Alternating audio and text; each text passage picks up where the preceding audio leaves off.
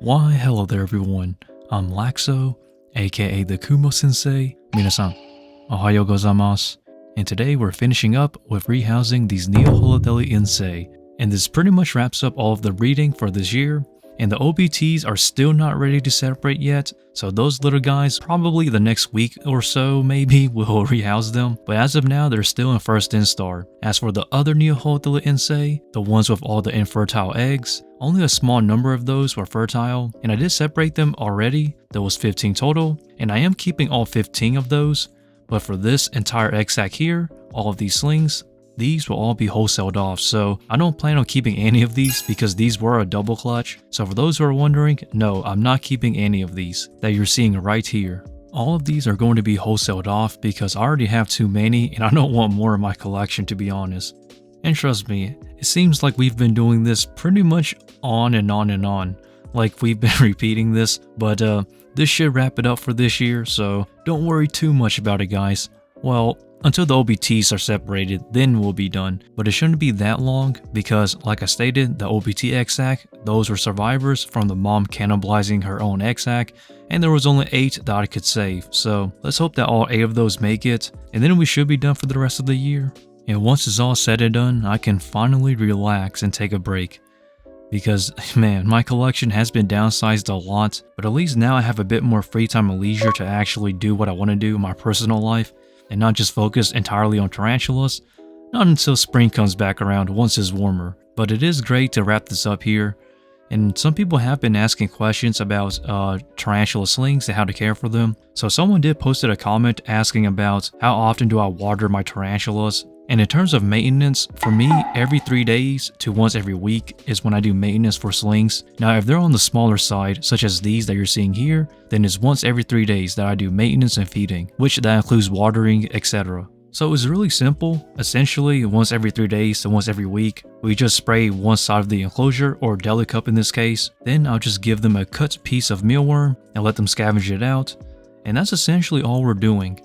Now, it does take time if you have a lot of slings, like all the slings we produced this year, so it is a bit time consuming, but if you have a small number of slings, then honestly it goes by very quickly. But in my case, since we're dealing with large numbers and I'm a tarantula breeder, so yeah, it's obviously going to take up more time. So, but trust me guys, it sounds like a long process, but once you actually do it, it's actually relatively quick. So don't think it's a long process. And I would also like to answer 2 common questions that people do ask almost all the time. And those 2 questions are, do I do tarantula breeding full time? And do I do tarantula breeding on a large scale? And the answer to both of those is no.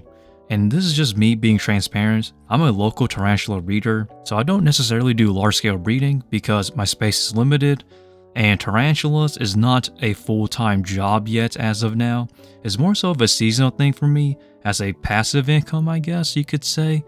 So I don't want to say I'm a full-time tarantula breeder because I have limited space, resources, and I'm only a 1-person band here, so I'm doing a lot of the work by myself. And this is why in all of my videos it's really just me doing all of the work alone. It is a bit lonely at times, honestly, but you'll get used to it. And man, do I wish I got more credit because it's a lot. But essentially, this is the life of a tarantula breeder, or a seasonal tarantula breeder, that is. Now, as of now, I am not confident enough of actually jumping into the tarantula business full time, because I feel like that's a big jump. And trust me, even if I was to keep all of my slings, even these slings you're seeing here in this video, if I was to keep these and to raise these up and, try to sell these, it will be relatively difficult because number 1, they're pretty much already established and they're sold everywhere for relatively low prices, so they're readily available. And 2, you're competing against everyone. And I don't really want to compete against the tarantula breeders I work with because I don't really have a large circle of tarantula breeders. While I do have my circle, it's not that big, so I don't really want to compete with them because then I'll be helping them by not helping them, so that's kind of strange to me. So I prefer just being a local breeder, working through wholesale and supporting and supplying to other tarantula breeders and sellers. But in the future though, I would really like to actually dive into a tarantula business, but as of now,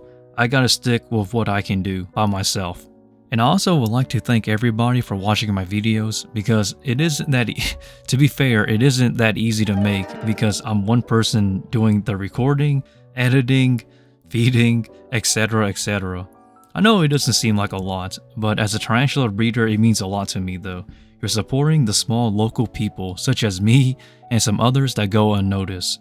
There's a lot of uncredited tarantula breeders. A lot of tarantula breeders don't necessarily produce their own slings, they just buy it off from us local tarantula breeders, so it's kind of like a trickle-down effect. So sometimes you may be buying slings that isn't produced by the person you're buying it from. So let us not get sidetracked and let us get back into what I'm doing. So after rehousing all of these slings, the main goal now is to raise up some of these slings that I've kept from the first clutch, and I can also relax and chill more because I reduced my collection as well, so it's going to be really smooth going on here on out. And I will do a feeding video on Friday as well for some juveniles that we do have to feed this week, so stay tuned and let's see how that turns out. Now, let us get straight into the final count of all of the slings. The final count for this second double clutch was 63. And as stated before, I don't really have plans on keeping any of these here because this is from a double clutch, so a second exac, so pretty much all of these here is going to be wholesaled out to other people. So essentially I'm going to be wholesaling these guys off to some other tarantula breeders and people that I work with or am familiar with, so it'll be a group of 20 of these guys for $100. So that's the price I'm going to be wholesaling at when it comes to these, and that's really about it for today's video. So I guess I wrap it up around here. So without further ado, as the typical, like, comment, subscribe, and support your local tarantula breeders, and stick around whenever I upload here on the channel. I upload every single Tuesday and Friday. Also support me on Patreon and on IG, and with that, stay lax, and Laxow out. From the Kumo Sensei.